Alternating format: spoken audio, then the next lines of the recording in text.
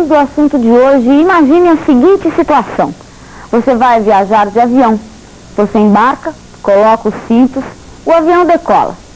A uma determinada altura ele se estabiliza e prossegue viagem, voando a uma velocidade de 900 km por hora. A manutenção constante dessa velocidade até o procedimento de aterrissagem é um exemplo claro daquilo que em física é chamado movimento uniforme. Oi, e aí moçadinha, estudando? Olha, começo de ano, começo de estudo. Não se esqueça que o vestibular contempla, premia o garotinho persistente, o garotinho que faz a sua campanha. Nosso assunto, física, particularmente cinemática, um assunto que cai muito, e hoje é o dia de movimento uniforme. O movimento mais simplesinho que tem, mas um movimento importante, um movimento que cai muito no vestibular, e além do mais, um movimento básico para o entendimento de outros movimentos mais complicados. Bem, pessoal, qual é a definição de movimento uniforme? É todo movimento em que a velocidade escalar se mantém constante e não nula. Velocidade escalar, constante, diferente de zero. Então, aquela velha história, carrinho sobe a montanha, desce a montanha, sempre com a mesma velocidade. Ponteiro do velocímetro cola lá nos 100 km por hora, digamos, e se mantém naquela posição durante todo o transcorrer do tempo. Aqui está para você um modelinho de movimento uniforme. O nosso herói Micrinho, não é? Correndo ao longo dessa escala. Então aí você repara, Micrinho correndo ao longo dessa escala. Suponhamos que as figurinhas apontem a posição do Micrinho de 1 em 1 segundo. Então você repara que por segundo ele percorre 1 centímetro. 1 centímetro por segundo. 1 centímetro por segundo. Sempre assim, nunca muda. Então esse é o movimento uniforme. Agora é fundamental que você saiba as fórmulas para matar os probleminhas desse assunto. Quais são as fórmulas de movimento uniforme? Ora, a primeira delas é aquela velha formulinha de sempre. Velocidade escalar, variação de espaço pelo intervalo de tempo. V, delta S sobre delta T. Agora, essa mesma fórmula desenvolvida origina a chamada função horária do espaço. Aí está no vídeo para você. A função horária do espaço para o movimento uniforme. S igual a S0 mais VT. Uma função do primeiro grau. Veja bem, o tempo que aparece aí com expoente igual a 1. Ora, há quem chame essa fórmula de a formulinha do sorvete, né? A moçada chama a fórmula do sorvete. Por que a fórmula do sorvete? Aí está, S igual a S0 mais VT parece sorvete. Então, rapaziada já inventou essa brincadeira, é a fórmula do sorvete. Importante que você saiba que a função horária do espaço, ela informa como o espaço varia com o passar do tempo. Ela fornece a posição na trajetória no instante considerado. S igual a S0 mais VT. Agora, pessoal, qual é a trajetória no movimento uniforme? Pode ser qualquer, pode ser uma reta, pode ser uma parábola, pode ser uma circunferência. Então, no vídeo para você, um filminho, um VT, que mostra a ideia de movimento uniforme numa trajetória circular. Então, vamos ao movimento uniforme em trajetória circular. A partícula vai descrever movimento circular e uniforme. Veja você, a velocidade escalar se mantém constante, sempre a mesma, nunca muda. Lá vai a partícula, movimento uniforme em trajetória circular. Não é isso? Agora, você sabe o que é movimento progressivo? Você sabe o que é movimento progressivo? É um movimento que se realiza no sentido positivo da trajetória. É um movimento em que os espaços crescem. Então aí está no vídeo para você, Micrinho em movimento progressivo. Lá vai Micrinho, pessoal, percorrendo a trajetória no sentido positivo. Olha ele aí. Como é que é o gráfico espaço-função do tempo? Ora, é crescente. Agora, no movimento uniforme, o gráfico deve ser uma reta, porque a função que gera o gráfico é do primeiro grau. Não é isso mesmo? Então o gráfico é uma reta oblíqua, conforme você pode... Veja, o tempo passa e o espaço cresce conforme uma reta oblíqua. Como é que é o gráfico da velocidade escalar função do tempo? Ela é constante. No caso do movimento progressivo, constante, positiva, conforme você pode reparar aqui no nosso visual.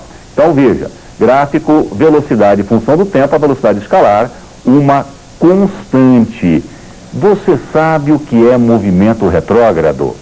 É aquele que se processa no sentido negativo do eixo dos espaços.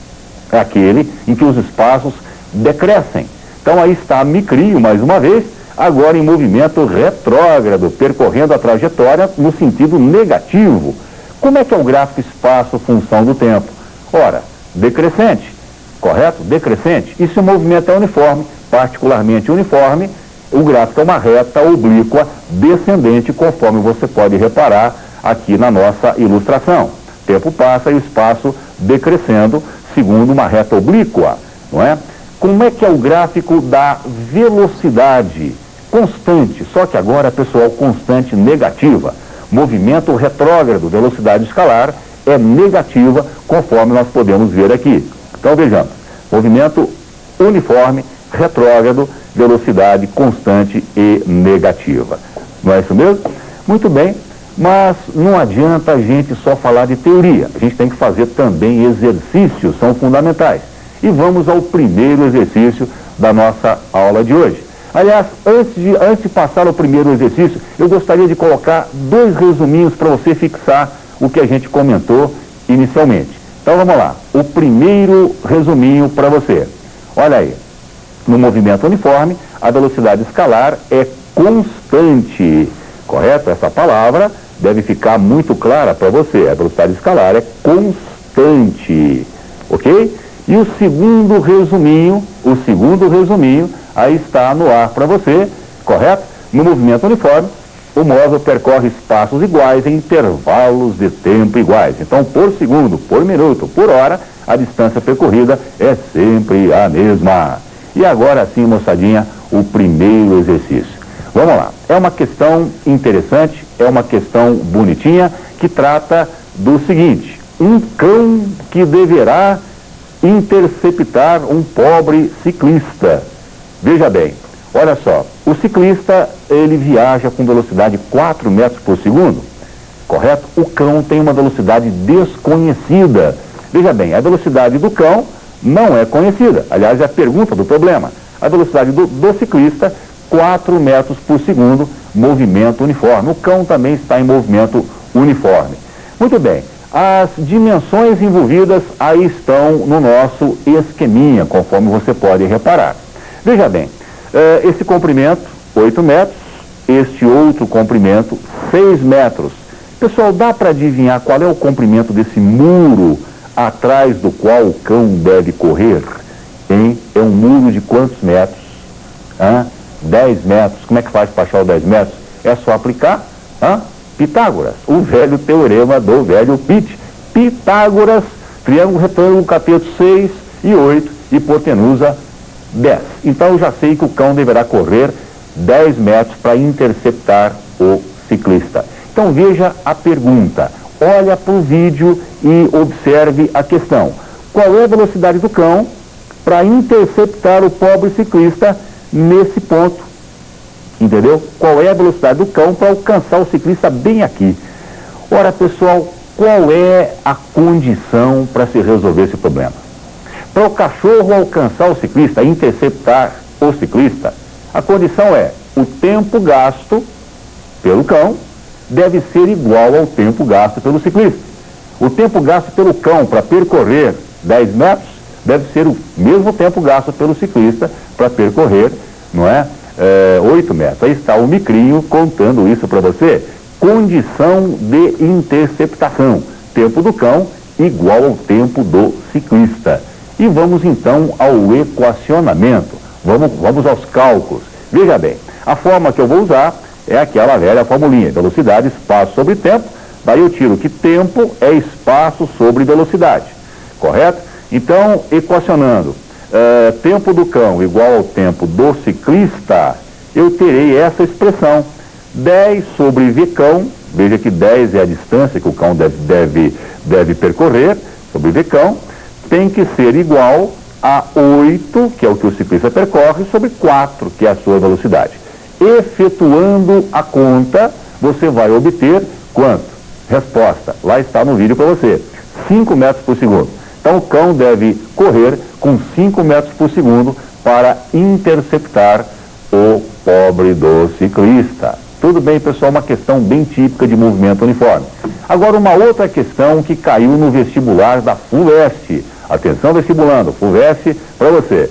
Olha só, nós temos aqui o seguinte, uma partícula deverá partir do ponto A, deverá se refletir aqui no ponto B, depois no ponto C, depois no ponto D e deverá retornar ao ponto A.